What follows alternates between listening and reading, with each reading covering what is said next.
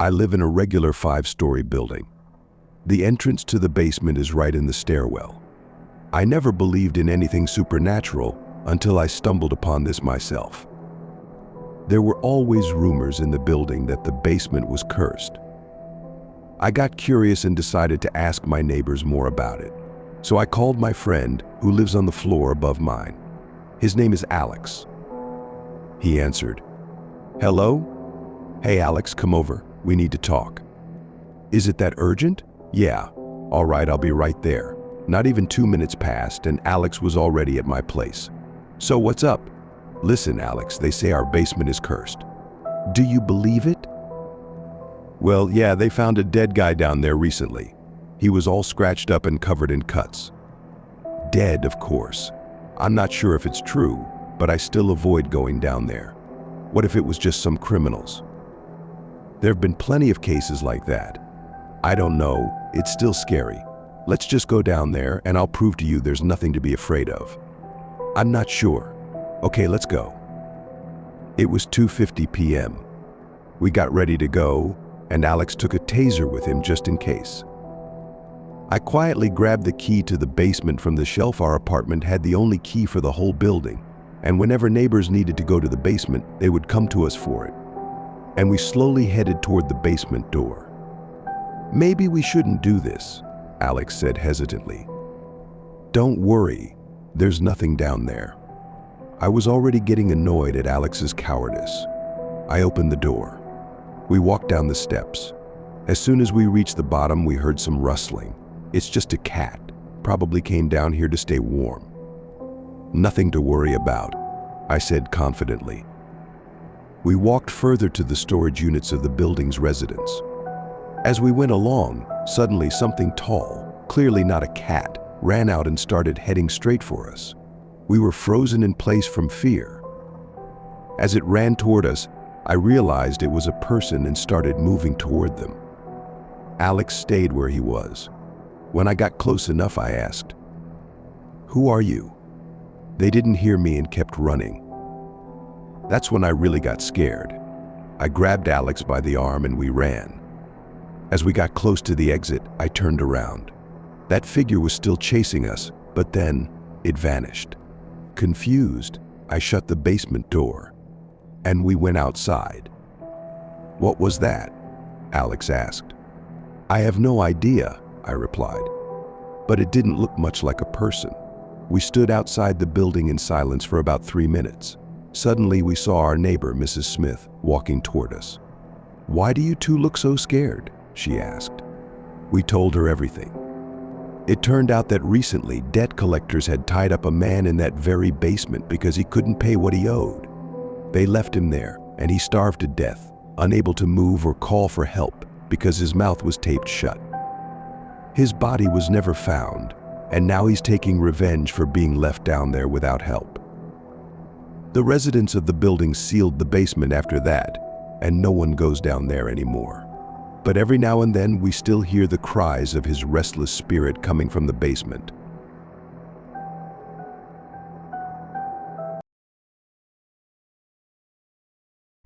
You and your friend are walking through the city. You're both probably holding cans of Coke or Sprite.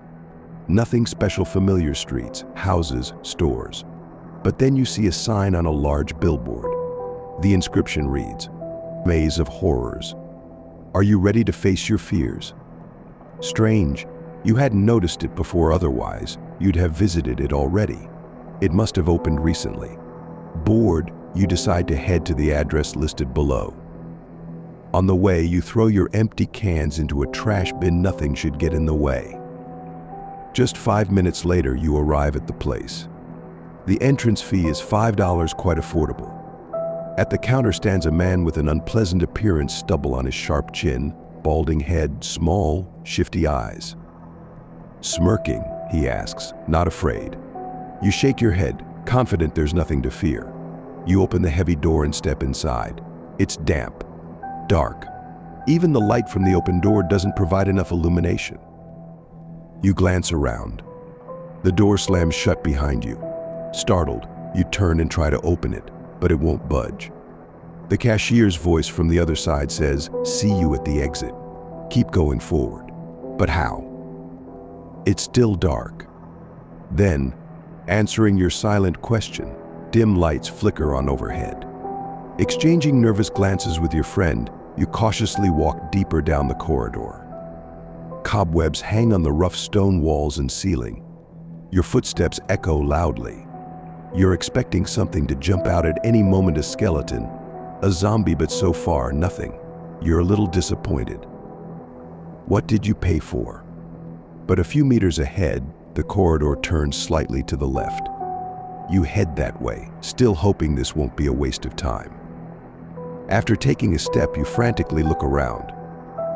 Everywhere, embedded in the walls, are glass jars and tanks filled with floating human organs. Here, there are eyeballs, over their hearts, kidneys, lungs. So many body parts. The passage behind you is blocked by a metal gate. There's no way back. Now you're getting scared, but you move forward because you have no choice. You try to calm yourself by thinking the organs are just props and there's nothing to fear. But nausea rises in your throat, and you start looking at the ground to avoid seeing these horrors. Your friend, on the other hand, seems fine and even examines some of the specimens. Finally, after another turn, the jars of organs end. But now bones are scattered everywhere, and rats scurry about. You want to turn around and leave, but again the exit is locked.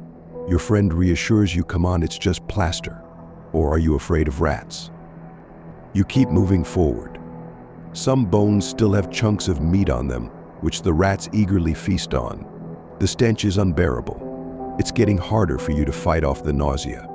You both step carefully over the bones and rats. After a few more steps, this too ends.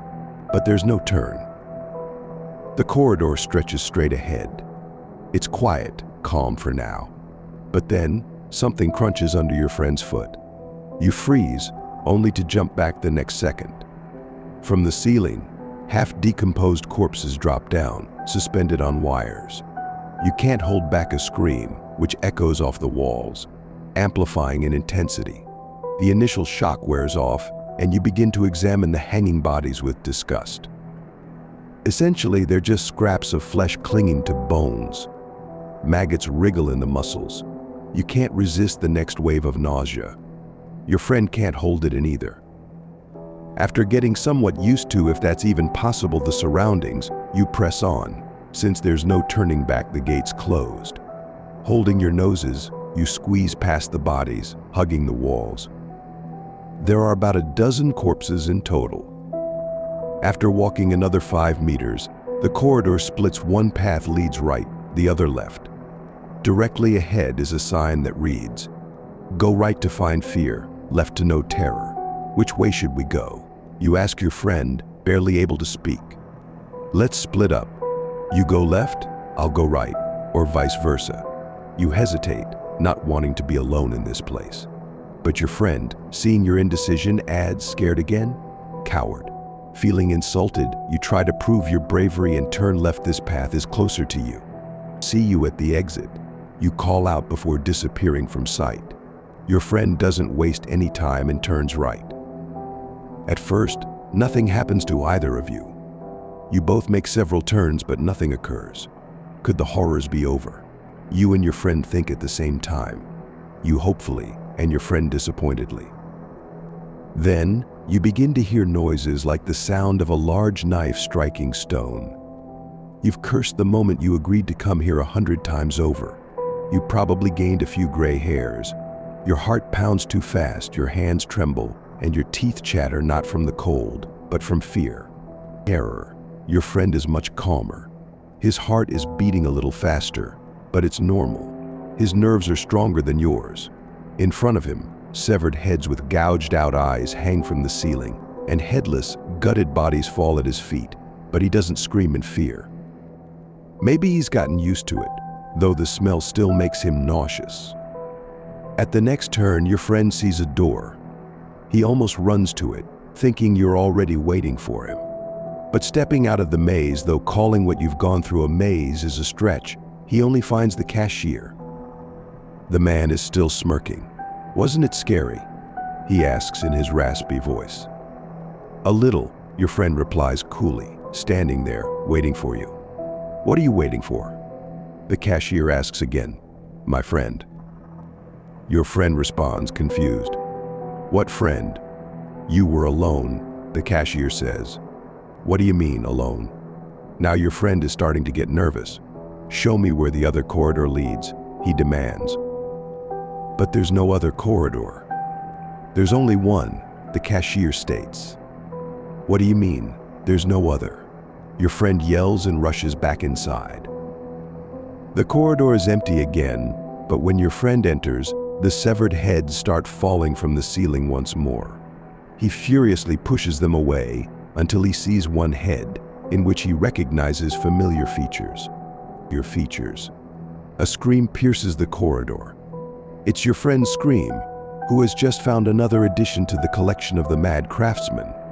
Your friend runs further, but where the split used to be, now there's only one path, the one your friend took. Where the second corridor once was, there's now a solid wall. The sign is gone too. He rushes back to the exit, home to tell your parents, the police. But when he shows the police the place where you came, it's just an empty building. There's nothing there. Nothing at all. Your friend is deemed insane. They call in a psychologist. But you can't be saved now. They'll never find you, and your friend will spend the rest of his life on psychotropic medication, never fully recovering from what happened. Now think carefully, do you really want to go there?